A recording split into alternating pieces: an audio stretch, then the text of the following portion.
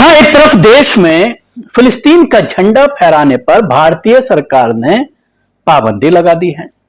Israel का झंडा आतंकवादी संगठन लगातार फैलाते रहते हैं, अपने धरना प्रदर्शनों में इजराइल का झंडा लेकर के उसका समर्थन करते हुए नजर आते हैं। लेकिन दूसरी तरफ भारतीय सरकार, नरेंद्र मोदी सरकार साल 2024 और 25 के लिए फिलिस्तीन शरणार्थियों की मदद के लिए पहली किस्त जारी कर दी है।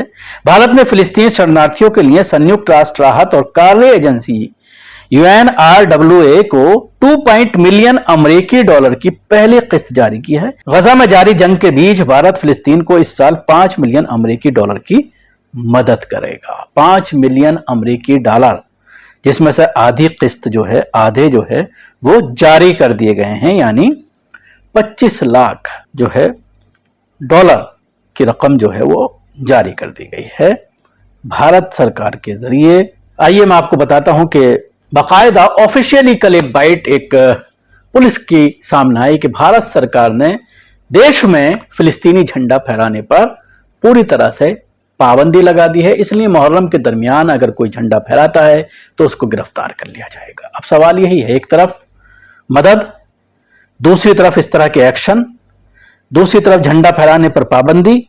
ये एक बड़ा सवाल है जिसको लेकर के कहीं ना कहीं सोशल मीडिया पर सवाल उठाया जा रहा है। और उसके साथ ही मैं आपको बताना चाहूंगा कि भारत लगातार फिलिस्तीन को आजादी के हक में यूनाइटेड नेशन में बात करता रहा है, उसके हक में वोट देता रहा है। इसके साथ ही पिछले दिनों आपने देखा था कि बहुत ज्यादा सामान खाने पीने का कई कंटेनर में भारत सरकार के जरिए फिलिस्तीनियों को भेजा गया था।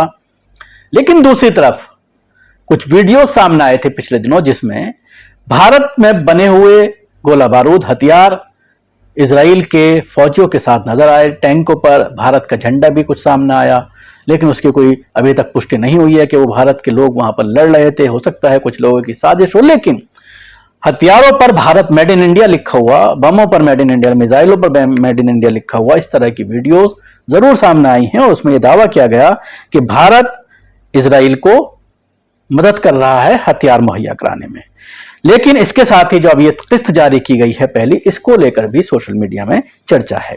भारत सरकार ने साल 2024-25 के लिए फिलिस्तीनी शरणार्थियों की मदद के लिए पहली किस्त जारी कर दी है। भारत ने फिलिस्तीनी शरणार्थियों के लिए संयुक्त राष्ट्र राहत और कार्य एजेंसी को 2.5 मिलियन अमेरिकी डॉलर यानी 25 लाख अमेरिकी डॉलर की पहली किस्त जारी की है।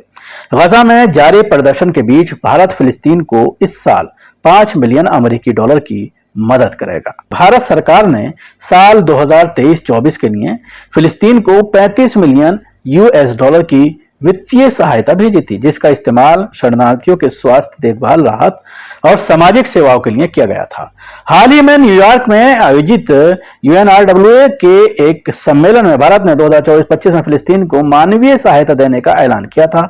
वित्तीय सहायता के लिए जो राशि दी जानी है वे सीधे फिलिस्तीन को न सौंपकर संयुक्त राष्ट्र की राहत और कार्य एजेंसी को सौंपा जाना है। इस बीच गजा के स्वास्थ्य मंत्रालय ने सोमवार 15 जुलाई को कहा है कि इजराइल गाजा के बीच युद्ध में कम से कम 38,664 लोग मारे गए हैं। भारत सरकार की ओर से जारी नोटिफिकेशन में कहा गया है कि भारत ने हमेशा बहुपक्षीय मंच पर फिलिस्तीनी मुद्दे को लिए समर्थन जुटाने में सक्रिय भूमिका निभाई है। सुरक्षा परिषद के सदस्यों के रूप में भारत ने बातचीत के माध्यम से अपना समर्थन जारी रखा है ताकि इजराइल के साथ शांति बनी रहे। प्रधानमंत्री नरेंद्र मोदी 10 फरवरी 2018 को फिलिस्तीन की ऐतिहासिक यात्रा की, जो किसी भारतीय प्रधानमंत्री की पहली यात्रा थी। भारत के प्रधानमंत्री ने 10 फरवरी 2018 को फिलिस्तीन की यात्रा की थी। इससे पहले राष्ट्रपति प्रणब मुखर्जी ने अक्टूबर 2015 में फिलिस्तीन का दौरा किया था। जाहिर सी बात है, इस पूरे मामले को लेकर के कहीं ना कहीं सोशल मीडिया पर चर्चा बनी हुई है कि एक तरफ फिलिस्तीन के झंडा नहीं फैलाया जा सकता, दूसरी तरफ ये सारी मदद और यूनाइटेड नेशन में फिलिस्तीन के साथ खड़े होने की बात, फिलिस्तीन की मदद करने की बात, ये लगातार भारत के जरिए दोहरा रवैया जो सामने आ रहा है उस पर सवाल खड़े हो रहे हैं।